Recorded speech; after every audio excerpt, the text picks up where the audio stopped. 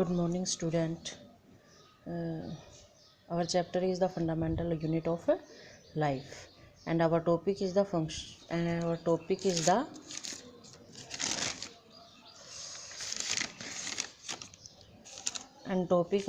the cell organelle. What is cell organelle? Cell organelle is special structures present in a cells. It is also called the powerhouse of cells. And we study cell organelle one by one. Mitochondria is also a cell organelle. Mitochondria is also a cell organelle. It is also called the powerhouse of cell. It is also called the powerhouse of cell. इसको power house क्यों बोलते हैं बेटा? क्योंकि बेटा ये store करती है एनर्जी को in the form of ATP. ATP क्या है? एनर्जी करेंसी है सेल की. Now structure of the mitochondria. Mitochondria have two membranes, outer and inner membranes. Outer membranes is smooth membranes, but inner membranes have many folds and these are the site of the. आपको दिखाई दे रहा है कि mitochondria is two membrane, outer and inner. Outer membrane is smooth and porous, but inner membrane is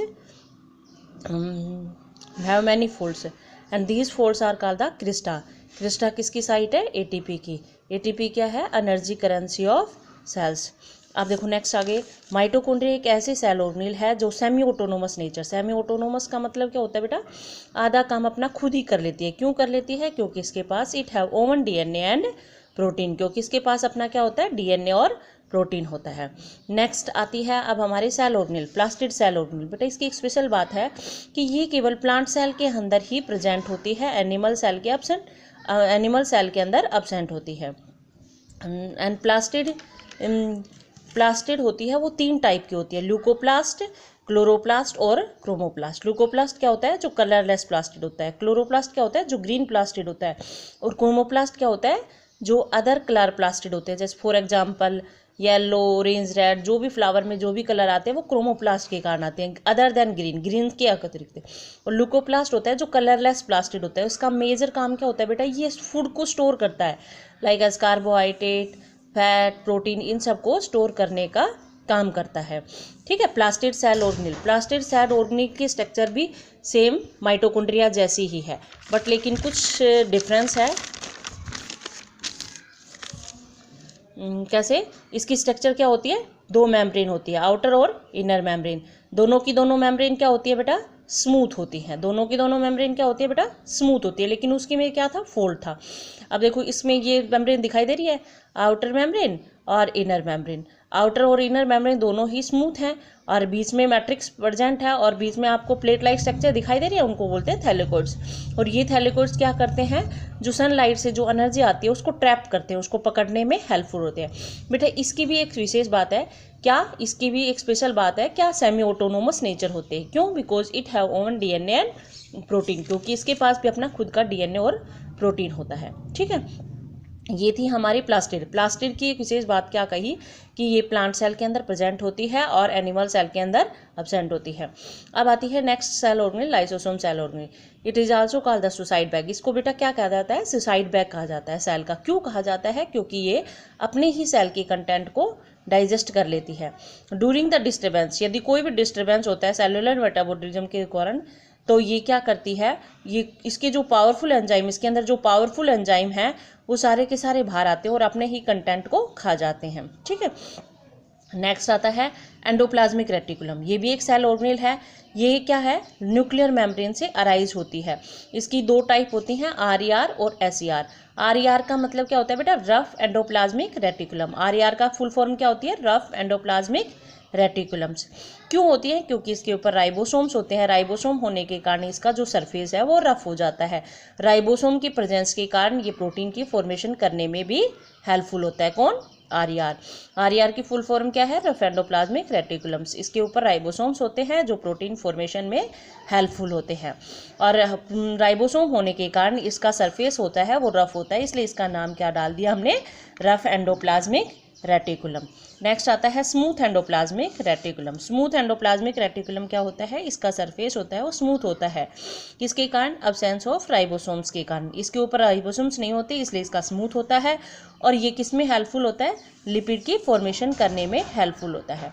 ठीक है बेटा. Endoplasmic reticulum ने हमने बताया कि भाई ये न्यूक्लियर मेम्ब्रेन से अराइज होता है और क्या न्यूक्लियर मेम्ब्रेन से अराइज होता है, इसकी दो टाइप होती हैं, प्रोटीन की RER प्रोटीन बनाता है और SER लिपिड बनाता है। ठीक है बेटा। अब हमारा नेक्स्ट टॉपिक इसी में ही आता है एंडोप्लाज्मिक रेटिकुलम का फंक्शन। फंक्शन क्या होता है एंडोप्लाज्मिक रेटिकुलम का? देखो फंक्शन है it help in the formation of material.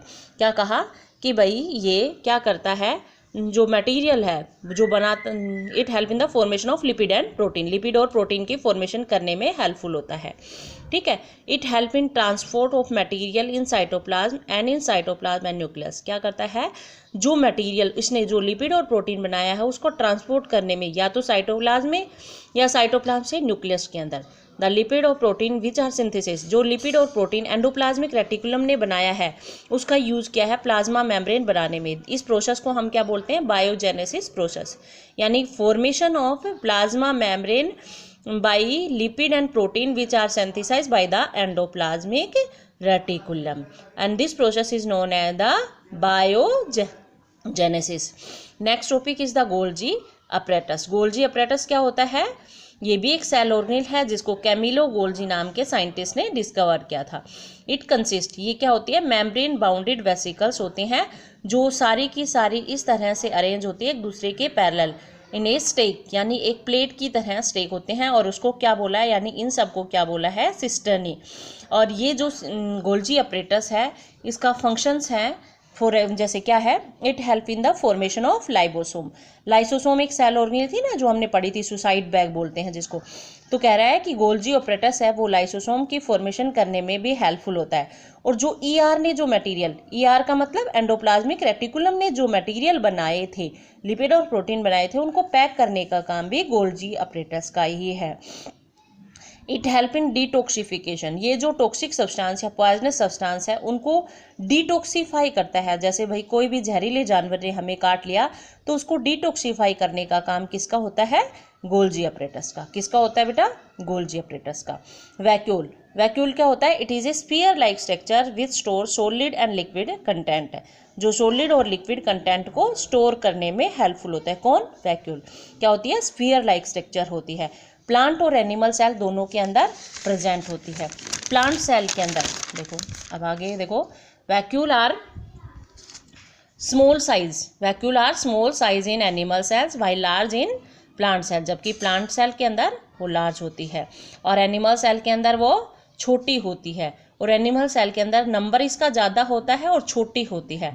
Vacuole और प्लांट के अंदर वो बड़ा होता है लेकिन एक होता है और सेंटर के अंदर प्रेजेंट होता है। कौन, वैक्यूल। अब आता है वैक्यूल का फंक्शन कौन क्या है, इट प्रोवाइड, यह प्रोवाइड करती है turgidity and rigidity to the cell, यानी उसमें सेल के अंदर खिंचाव और हार्डनेस प्रोवाइड कर देती है। It give shape to the cells, और जो सेल है उसको शेप भी दे देती है। In single cell organism amoeba it is use to store food, जो सिंगल सेल ऑर्गेनिज्म है अमीबा जिसमें यूज किया जाता है फूड को स्टोर करने के लिए इन फूड वैक्यूल के रूप में। ठीक है। नेक्स्ट आता है, नेक्स्ट भी सेल ऑर्गेनेल है, बट इसकी एक स्पेशल बात ये है कि और सारी की सारी मेम्ब्रेन बाउंडेड है, लेकिन ये क्या है, नॉन मेम्ब्रेन बाउंडेड, यानी इसके चारों तरफ मेम्ब्रेन नहीं होती है, कवरिंग नहीं होती है। और इसको प्रोटीन फैक्ट्री भी बोलते हैं क्योंकि ये प्रोटीन की फॉर्मेशन करती है फ्रॉम मैसेंजर RNA। mRNA का मतलब क्या होता है, मैसेंजर RNA, जो एक जेनेटिक मटेरियल है। ठीक है। राइबोसोम्स को प्रोटीन फैक्ट्री भी बोलते हैं और इसकी दो टाइप होती हैं, 70S और 80S टाइप का राइबोसोम। 70S राइबोसोम्स होता है वो प्लांट सेल के अंदर प्रेजेंट होता है और 80S टाइप का राइबोसोम्स प्रेजेंट होता है एनिमल सेल्स। अब देखो मैं आप सभी से पूछती हूँ कि नेम टू सेल ऑर्गेनेल, उन दो सेल ऑर्गेनेल का नाम बताओ जो आपने, जिसके पास सेमी ऑटोनोमस नेचर है, जिसके पास अपना DNA तो ये है ना, can you name two cell organelles that contain own genetic material. तो हम बता सकते हैं इसका आंसर क्या होगा, माइटोकॉन्ड्रिया एंड क्या होगा, माइटोकॉन्ड्रिया एंड प्लास्टिड।